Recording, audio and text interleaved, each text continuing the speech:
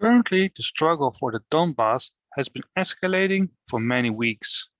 All the more reason to have a look at the battlefield. The most well-known feature is the Donets River, a barrier which was proven to be quite formidable as both parties in the conflict have been trying to cross it, which has often failed.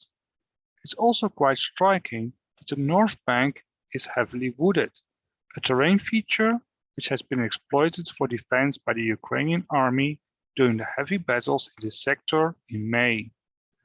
Less well known is that there are some rivers feeding into the Donets from the north, but most notably from the south.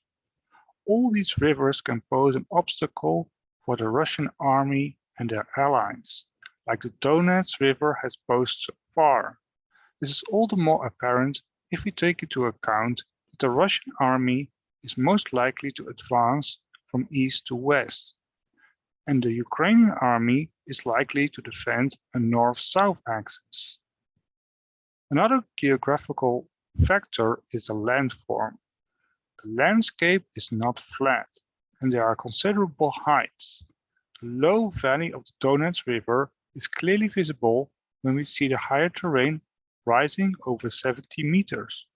And the significance of the river valleys and the difficulty to overcome them become even more clear when we see the terrain higher than 120 meters. There is another layer of complication in the terrain when advancing from the east, because the ridges, which are over 200 meters, are generally on a north-south axis, which of course facilitates defense. This explains, for example, the battle for the high ground around Popasnaya. The geographical area of the Donbas favors the defenders, both in terms of waterways and landforms, but it should be noted that the geography can change with the seasons. While the Donets can be a formidable obstacle during the spring rains, it can also dry up to a relatively small stream during the summer.